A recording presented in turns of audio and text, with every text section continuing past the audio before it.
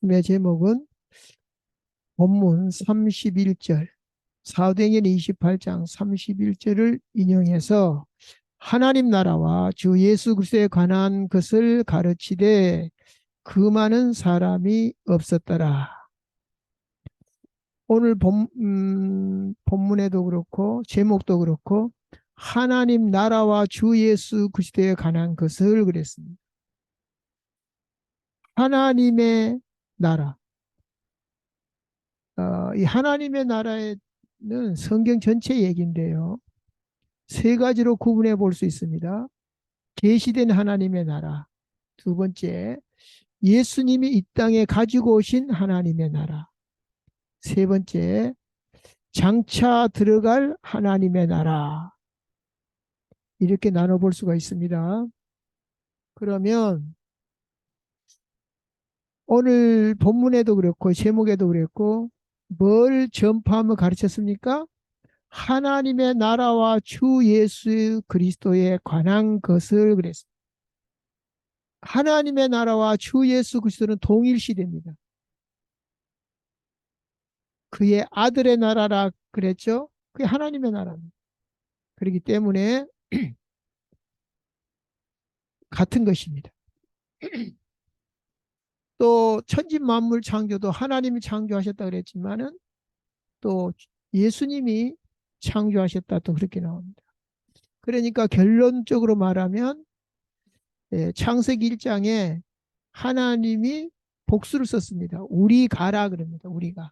거기에는 뭐가 있죠? 성부, 성자, 성령. 그래서 하나님의 나라와 주 예수 그리스도에 관한 것은 같은 것입니다. 주의 나라, 하나님 나라 같은 것이죠. 그러면 이미 계시된 하나님의 나라는 에, 뭐 많이 구약 전체가 이렇게 계시되어 있지만 첫 판부터 아담과 하와가 범죄하기 전부터 계시되었습니다. 2장 8절에 뭐라 그랬냐? 하나님이 동방의 에덴에 그랬습니다. 에덴의 동산을 창설하시고, 자, 에덴의 동산을 창설하시고 그 지으신 사람을 거기에 두시고 10절에 강이 에덴에서 발원하여 동산을 적시니 그랬습니다. 자, 에덴에서 발원하여 동산을 적시고 거기서부터 네 군원, 네 강을 얘기하죠.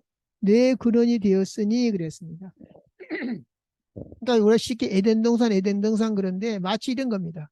하나님이 천지 만물을 창조했다 했을 때 천하고 지는 다르거든요.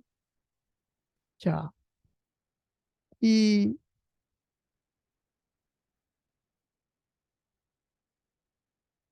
그리고 이게 천은 하늘이고 땅은 지는 땅이란 말이죠. 그러면서 땅이 혼돈하고 이렇게 나옵니다. 공허하며 흑암에 잡혔고, 그러니까는 천은 사라지고 지만 남았어요. 그러니까 아담과 하와가 범죄함으로 말미암아 에덴은 없어지고 동산만 남은 거죠. 그래서 에덴에서 발원하여 동산을 적시고 이거는 벌써 하나님의 나라로부터 우리가 관계하지 않으면 이 동산이 살 수 없다라는 것을 암시하고 있습니다. 자, 그러면 예수님이 이 땅에 가지고 오신 하나님 나라 그랬습니다. 자, 마태복음 1장 21절에는 뭐라 그랬습니까? 자기 백성을 데리러 왔다 그럽니다. 자기 백성을. 근데 우리는 지금 안 올라갔잖아요.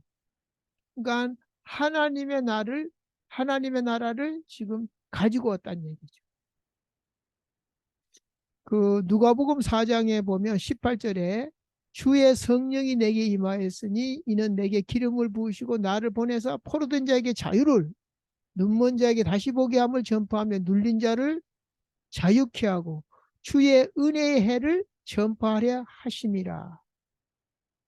주의 은혜의 해가 뭐죠? 바로 희년입니다. 50년마다 희년. 그러니까 공산주의도 안 되고 민주주의도 안 됩니다. 그냥 희년 제도가 있으면 그 빈부의 격차가 없을 수는 없으나, 그러나 이렇게 극빈층과 극상층으로 안 나뉘어진다는 거죠. 왜냐하면 50년마다 회복을 시켜주니까. 어쨌든 은혜의 해를 전파하려 하심이라. 이 말은 뭐죠? 모든 것에서 자유로워지는 겁니다. 심지어 노예도 해방됩니다. 빼앗겼던 팔아먹었던 논까지 다 옵니다. 밭까지. 자, 그래서 모든 것을 회복시켜준다는 거죠. 근데 이제 그 이사야 선지자의 책을 딱 읽고 덮었죠. 그리고 주면서 다 사람들이 이렇게 이제 그때 주목을 했죠. 이에 예수께서 저희에게 말씀하시되 중요한 말이 나옵니다. 이 글이, 즉 이사야가 예언했던 이 말씀이 오늘날 너희 귀에 응하였느니라 하시니 그랬습니다. 너희 귀에 이제 이루어졌다 이 말이죠. 다시 말하면 예수 그리스도의 자신이 처음부터 천국이요. 그래서 누가복음 17장 21절에 하나님의 나라가 여기 있다 저기 있다 이라 너희 속에 있다 그랬고, 마태복음 11장 12절에는 세례 요한의 때부터 지금까지 천국은 침노를 당하나니 이렇게 말합니다. 세례 요한 때부터 천국 복음을 선포하고 믿는 자들에게 하나님의 나라가 임한다 이 말이죠. 여기서 침노란 것은 뭐냐면은 천국을 몰고 오신 것을 표현하는 것입니다. 믿는 자에게, 하나님의 자녀들에게 이렇게 침노를 당한다 이 말이죠. 다시 말해서 우리가 하나님 나라 가는 것처럼 보이지만 사실은 하나님 나라는 임하는 것입니다. 고린도전서 3장 16절. 너희가 하나님의 성전이다. 왜? 성령이 너 안에 거하시기 때문에. 그러니까 이 사실을 모르기 때문에 천국 가봤냐? 왜 가보지도 않아놓고 천국 얘기를 하냐? 이렇게 합니다. 그렇죠. 그 사람은 하나님 나라가 임하는 사실을 몰랐고 없기 때문에 그랬습니다. 그러나 우리는 이미 하나님의 나라를 소유했습니다. 이미 예수님이 갖다 줬습니다. 그래서 마태복음 11장 28절에 수고하고 무거운 짐진 자가 다 내게로 오라. 내가 너희를 뭐하리라? 쉬게 하리라. 이 쉰다라는 것은 일이 끝나야 되거든요. 지금 오늘 수고하고 무거운 짐으로 일하고 있잖아요. 그러면 마태복음 12장 8절에 예수님은 안식일의 주인이라고 그랬습니다. 안식일의 주인이라는 말과 쉬게 하라는 말은 어떻게 연결되죠? 하나님이 6일 동안 천지 만물을 창조하시고 완성한 후에 안식일을 주어졌거든요. 그러니까 예수님이 이 땅에 오심으로 우리가 그 안식 세계로 들어갈 수 있다 이 말이죠. 또 12장 28절에는 내가 성령을 힘입어 귀신을 쫓아낸 것이면 하나님 나라가 이미 너에게 임하였느니라. 지금 귀신 쫓아낸 거 가지고 시비를 걸었거든요. 그러니까 예수님이 하는 말이 성령을 힘입어, 하나님의 성령을 힘입어 귀신을 쫓아냈으면 하나님의 나라가 이미 너에게 임하였느니라 그랬어요. 라는 하나님의 나라를 가지고 온 것이죠. 그러면 이제 실제로 장차 들어갈 하나님의 나라는 뭐냐? 어떻게 표현했냐? 고린도전서 13장 12절에 우리가 지금은 거울로 보는 것 같이 희미하나 지금 거울은 참 좋습니다. 지금 가짜 꽃은 막 진짜 꽃 같아요. 그러나 그때 거울은 이런 유리가 나오는 시대가 아니죠. 뭐 청동 거울도 있을 것이고 많겠죠. 그러니까 약간 흐리겠죠. 거울을 보는 것 같이 희미하나 그때는 얼굴과 얼굴을 대하여 볼 것이요. 지금은 내가 부분적으로 하나, 부분적으로 아나. 바울이 하는 얘기죠. 우리가 부분적으로 알 수밖에 없다. 왜? 그때에는 주께서 나를 아신 것 같이 나도 온전히 알리라. 자, 주님이 나를 아는 것처럼 오늘 머리털까지 세신받은다 그랬죠. 그런데 그때가 되면 나도 온전히 알게 될 것이다 그랬어. 그 사도행전 1장 11절에 보니까 뭐냐? 부활하셔가지고 승천할 때에 예수님 뭐라 합니까? 왜 나를 쳐다보냐? 너희가 본 그대로 올 거다 이렇게 말했죠. 어쨌든 장차 이 말 그리스도죠. 그리고 하나님 나라에 대해서 예수님이 친히 공생애 때 뭐라 그랬냐면은 너희는 이렇게 기도해라. 주기도문에 나오죠. 하나님의 나라가 임하게 해달라고 기도해라.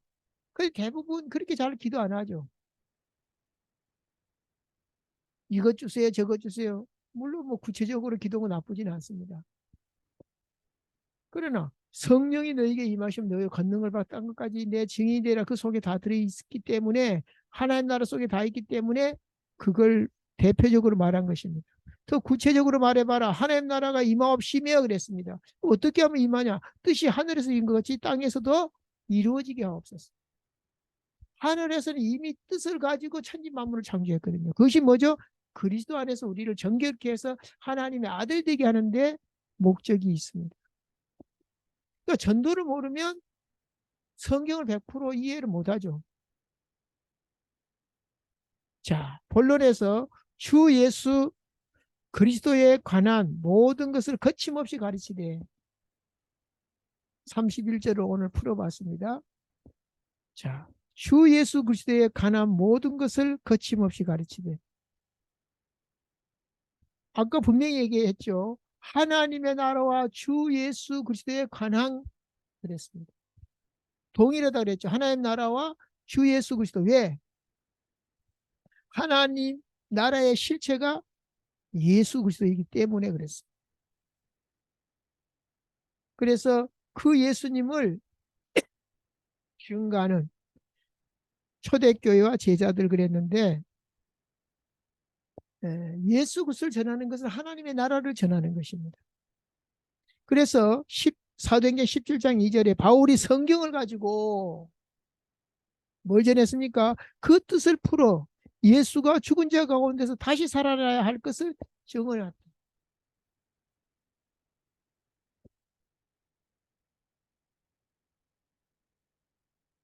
그 예수 그리스도를 알고 믿고 누려야 되기 때문에 그랬습니다. 19장 8절에는 바울이 해당에서 석 달 동안 뭐 했다? 밤내이 하나님 나라에 관하여 강론하며 권면하되 28장 19절 20절 오늘 본문이죠. 20절. 자, 바울이 뭐라 그럽니까? 지금 내 민족을 고발하기 위해서 지금 로마 법정에 이렇게 간 것이 아니고 내 민족을 고발해내는 것이 아니니라. 20절 이스라엘의 소망으로 말미암아 그랬습니다. 그 소망이 뭐냐 이 말이죠. 사도행전 28장 19절 20절에 그렇게 말했지만 이거 마무리죠. 시종일관 계속해서 부활의 소망에 대해서 얘기를 합니다. 심지어 부활이 없으면 우리가 다 헛것이고 가장 불쌍한 자라고까지 말했죠. 그래서 이것은 우리 이스라엘의 소망만은 아니죠. 지금 이스라엘 유태인을 대상으로 지금 말하기 때문에 그런 것이고 사실은 인류의 소망이 뭐냐? 그것 때문에 내가 이 쇠사슬에 매인 바 되었다라고 고백을 합니다. 그런데 고린도전서 4장 20절에 어떻게 나옵니까? 하나님의 나라는 말에 있지 아니하고 능력에 있다 그랬어요. 말에 있지 아니하고 오직 능력에 있다. 그렇죠. 막 말로만 하는 사람을 보고 뭐라 그럽니까? 말쟁이라 그래요. 말쟁이.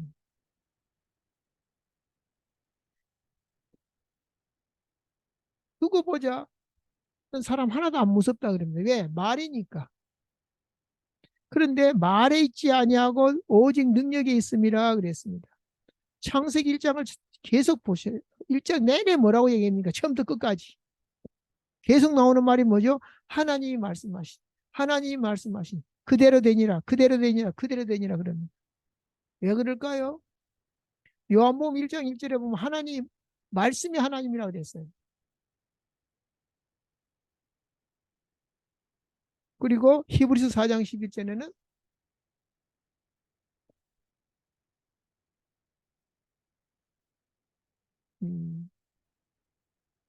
하나님 말씀은 살아있고 운동력이 있어 좌우의 날선 어떤 것보다 예리하여 혼과 영감이 관절을 골수를 찔러 쪼갠다 그랬죠. 그럼 무슨 얘기냐 하면은 이 말씀을 받는 사람들에게는 변화가 있나요? 왜냐? 혼과 관절과 골수를 찔러 쪼개기까지 하니까 변화가 안 일어날 수가 없죠. 저도 말씀 듣고 변화되었기 때문에 너무 잘 알고 있습니다. 자,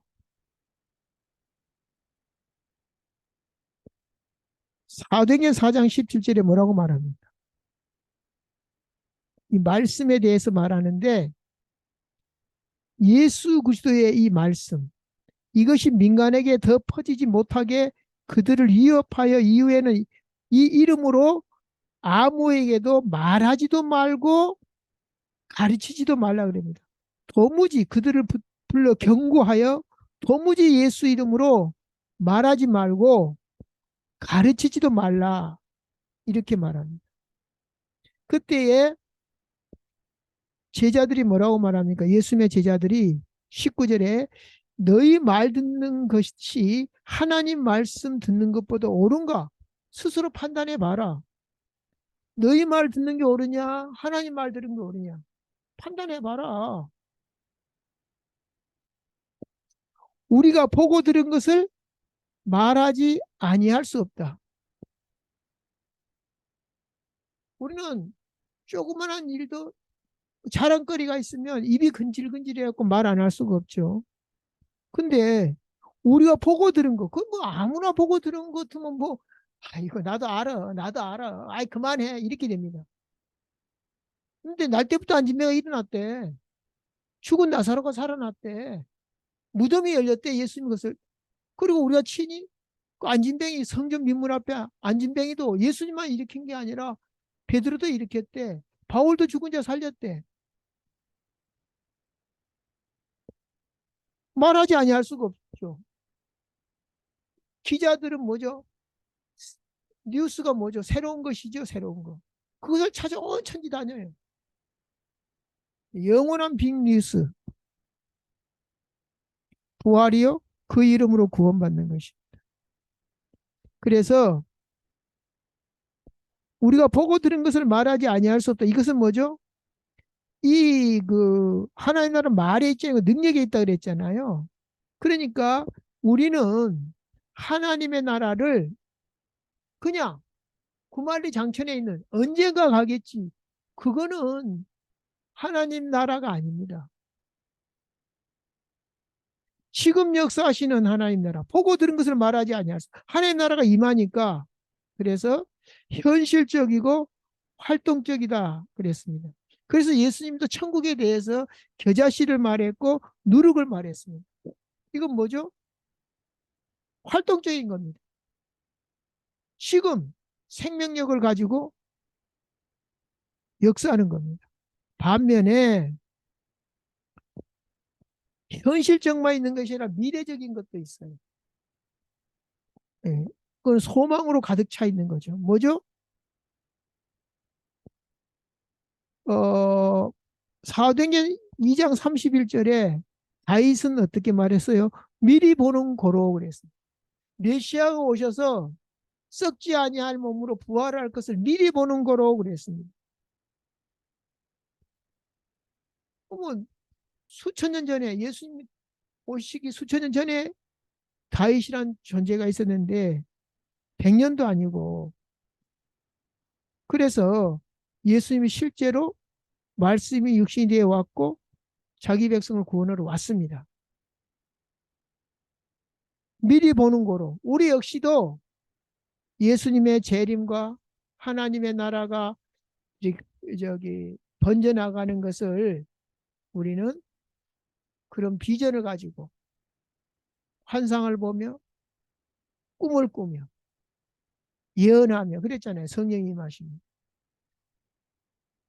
그래서 하나님의 나라에 대해서 막연히 죽으면 가는 나라가 아니라 지금 그 하나님의 나라는 나오고 어떻게 관계가 있는지, 이게 안 되면 신앙생활이 그냥 힘들어요. 현실성이 없잖아요. 그는 이제 대개사적이죠. 오늘 그 주보 박스 안에를 다시 한번 봅시다. 자, 이 박스 안에 내용에 이유가 있습니다. 그 모든 일에서 큰 틀이나 프로젝트를 모르면 배가 산으로 갑니다. 우리 쉽게 말해서 장님 코끼리 만지듯이 그렇게 하면 안 되겠죠. 그래서 이 박스 안에 있는 거는 언제든지 큰 틀입니다. 천지만물을 왜 하나님 창조했냐 했을 때 에베소서 1장 3절부터 6절까지입니다. 창세전에 이미 그리스도 안에서 우리 아들들을 만들기 위해서 신령한 이 복을 주시려고 만들었다, 이렇게 나오거든요. 그래서 이 창조가 되었든 구원이 되었든 성경이 되었든 간에 핵심이 뭐냐 했을 때는 창세전에 계획한 것을 말합니다. 어찌 우연히 만들어진 것이 아니라 이 보이는 역사 세계는 보이지 않는 묵시 세계에서 나왔습니다. 히브리서 11장 3절에 보이는 것은 보이지 않는 것으로 말미암았다, 이렇게 나옵니다. 그래서 창세기 1장 1절을 보면 태초에 천지를 하나님이 천지를 창조했다, 이렇게 나오는데 이 속에 모든 성경이 다 들어있습니다. 그 다음에 2절에는 세상이 다 들어있습니다. 그러니까 1절 갖고도 설교를 1시간, 2시간 할 수 있고 1장 2절 가지고도 마찬가지입니다. 근데 한마디로 말하면 1장 2절은 세상을 이해할 수 있는 것입니다. 왜? 흑암, 혼돈, 공허. 3절은 뭐죠? 복음 이해입니다. 왜? 빛이. 이 빛은 뭐죠? 요한복음 1장 9절에 생명의 빛이잖아요. 영원한 빛이잖아요. 근데 4절에 또 빛이 나오는데 이 4절은 뭐죠? 3절에 빛이 빛을 낳아요. 그래서 우리가 빛의 아들인 거예요. 너희는 세상의 빛이다. 이 말은 마태복음 5장 14절이죠. 그래서 우리가 이런 큰 틀을 가지고 성경을 봐야 됩니다. 그럴 때에 이 배가 산으로 안 가는 거죠. 아까 우리가 서론 1번에서 계시된 하나님의 나라라고 했는데 실현된 하나님의 나라가 있죠. 그런 것처럼 계시된 하나님 나라처럼 아까 우리가 그것이 에덴 동산이라고 봤죠.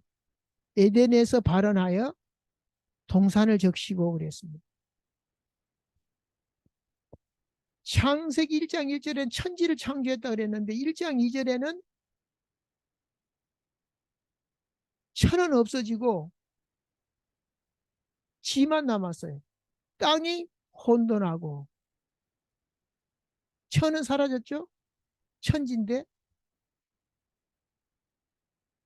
이제 지를 가지고 지금 하나님이 시작을 하는데 다행히 거기에 뭐가 있더라? 하나님의 영이 위에 운행하니라 그랬습니다. 그러니까 이제 하나님께서 이 지를 가지고 어떻게 하는지를 보여주죠. 땅은 이미 혼돈하고 공허하고 흑암 위에 있고, 말하자면 에덴인 천과 동산인 지와의 절대적 관계, 에덴에서 이 생명수가 흘러나와서 동산을 살린다. 그러면 절대적 관계, 천과 지의 절대적 관계, 말하자면 세상 혹은 인간관계를 하늘과 세상, 하나님 나라와 세상, 그리고 인간과의 인간을 그렇게 봐야 우리가 절대적 신앙관을 가질 수 있고 절대 은혜를 이제 가지게 됩니다. 이것이 큰 틀이라는 거죠. 오늘 안 읽었습니다만은 28장 3절에 바울과 그 독사에 물린 사건이 나오죠. 그때 반응을 보면 원주민들이 이 뱀이 바울의 손에 그 매달린 것을 보고 서로 말하되 이 사람이 바다에서는 구조를 받았으나 진실로 이 사람은 살인자로다. 왜 그렇게 말했죠?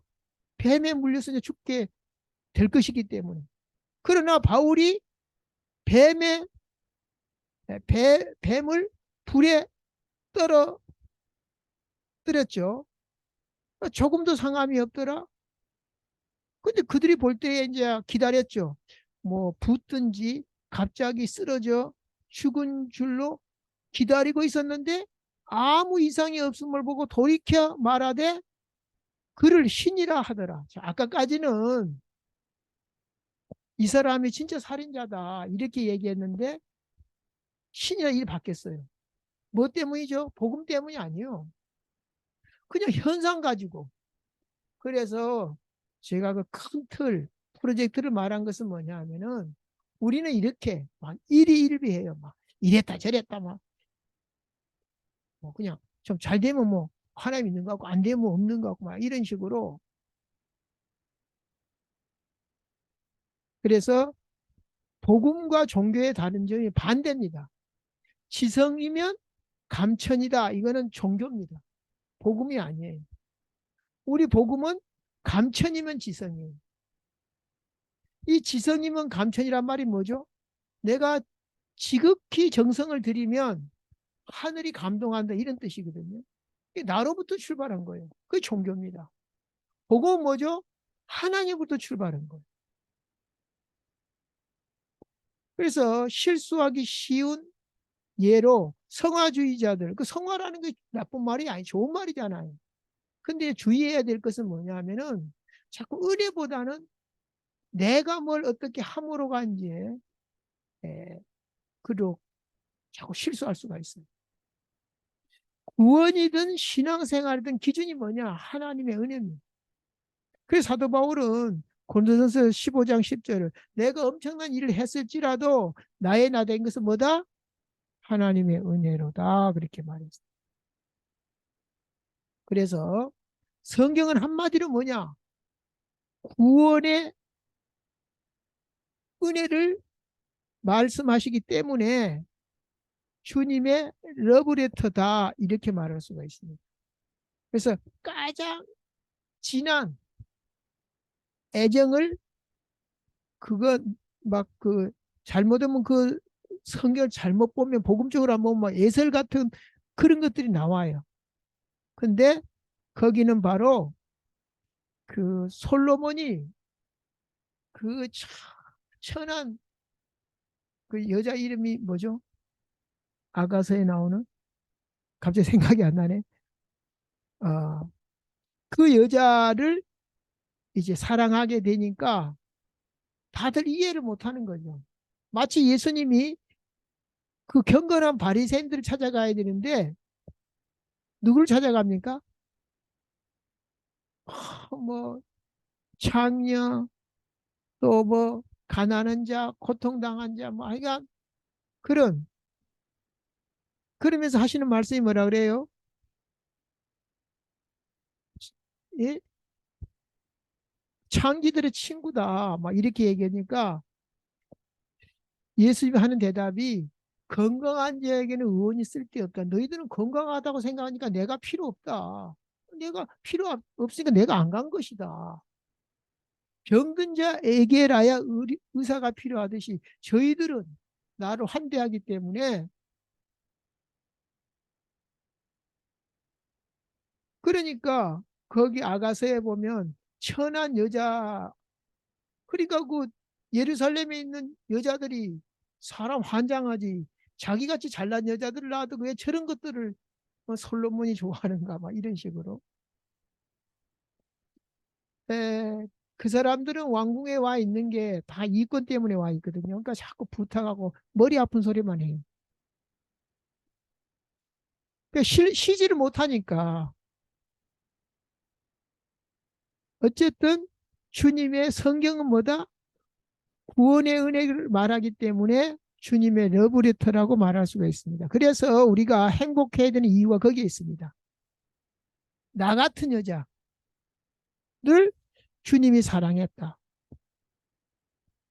여러분 편지 사랑하는 사람이 아니고 그냥 별로 관심도 없는 사람도 뭐 편지가 왔다거나 세금 고지서가 오면 안 반갑죠.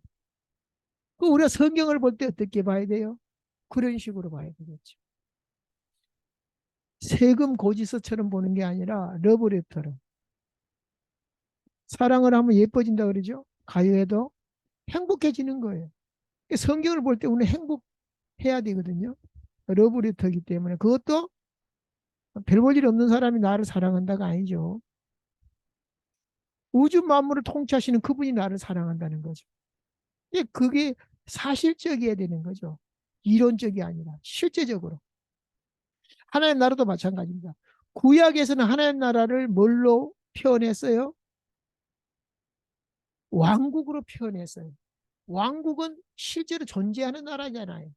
왕국이라는 것이 그냥 가상적인 게 아니라 이스라엘 왕국, 하나님 나라의 왕국이잖아요. 그래서 이미 하나님 나라가 있는데 이스라엘을 택해서 이미 있기 때문에 표상적으로 표현한 것이 이스라엘입니다.